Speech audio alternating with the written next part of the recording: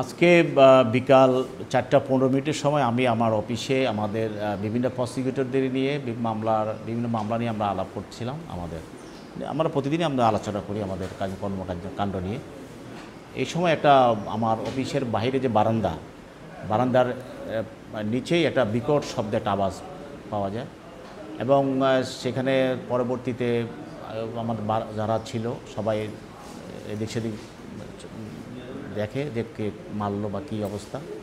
সবাই যখন দেখলো যে ওখানে একটা বোমা বিস্ফোরিত করা হয়েছে, সেটা ককটেল সাদৃশ্য একটি বোমা এবং বিকট শব্দে এবং এত পাওয়ারফুল সেটা ছিল যে ওখানে নিচে একটা কাদা ছিল, সেই কাদাগুলো আমাদের এই প্রসিকিউশন বিল্ডিংয়ের প্রায় 3 তলা পর্যন্ত এই কাদাগুলো উঠে গেছে এবং আশেপাশের যে আমাদের বিল্ডিং সেখানে প্রত্যেকটা বিল্ডিংয়ের গায়েও কাদাগুলো ছিটিয়ে লেগে আছে।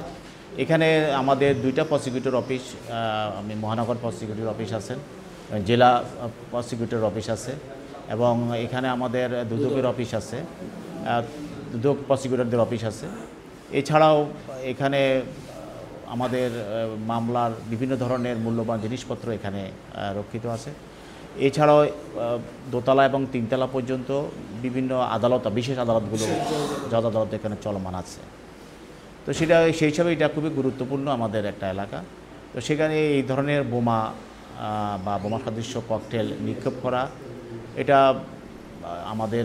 আমরা মনে করি যে এটা এক ধরনের এলাকায় একটা আতঙ্ক সৃষ্টি করার জন্য এটা করা হচ্ছে। তো এটা কোনো বিচ্ছিন্ন ঘটনা নয়, ধারাবাহিক ঘটনারই অংশ। আর এছাড়াও তো আমরা প্রসিকিউটর আছি, তো আমরা তো একদিকে আমরা সরকারের পক্ষে বা সরকার পক্ষে মামলাগুলোতে আমরা ভূমিকা পালন করি এবং আমরা বিভিন্ন ধরনের আমাদের কথা বলতে হয়, বক্তব্য রাখতে হয়, জামিনের বিরোধিতা করতে হয়, বিভিন্ন বিষয়ে আমরা কথা বলতে হয়। তো সেই হিসাবে আমাদের এখানে প্রসিকিউটর হিসাবে আমাদের যে দায়িত্ব, সেই দায়িত্ব পালন করতে গিয়েও আমাদের বিভিন্ন ধরনের এটারও একটা প্রতিক্রিয়া হতে পারে, অথবা দেশে যে চলমান যে রাজনীতি, সে রাজনীতিরও প্রতিক্রিয়া হতে পারে। তো সর্বমিলিয়ে যে শুধু আমার অফিসের সামনে নিক্ষেপ করা হয়েছে এটা বড় কথা নয়, এটা টোটাল আদালতের উপরে আদালত অঙ্গনের উপরে একটা আছে। এটা আপনারা জানেন যে ঢাকা জজ কোর্ট হলো বাংলাদেশের নাভি বলতে বলা চলে যে এটা সর্বকিছুই মামলা মোকদ্দমা কর্মকাণ্ড চলতে থাকে। হিসাবে এটা আমরা মনে করি যে এটা আমাদের এই পুরো টোটাল আদালত অঙ্গন।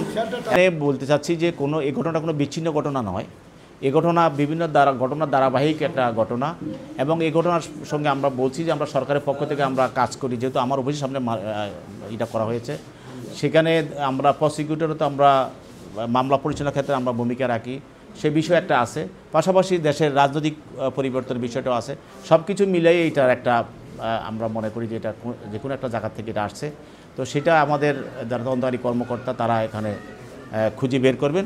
তা আমরা কোনোটাকেই আমরা ছোট করে দেখছি না, উভয় দিকে আমাদের নজর আছে যে এবং উভয় দিক থেকে এটা আমাদের এই ঘটনা হতে পারে। কর্মকর্তা তারা তদন্ত করছেন, অবশ্যই সংশ্লিষ্ট থানা, কোতোয়ালি থানা, তারা অবশ্যই এই ব্যাপারে তারা আইনগত ব্যবস্থা গ্রহণ করবে।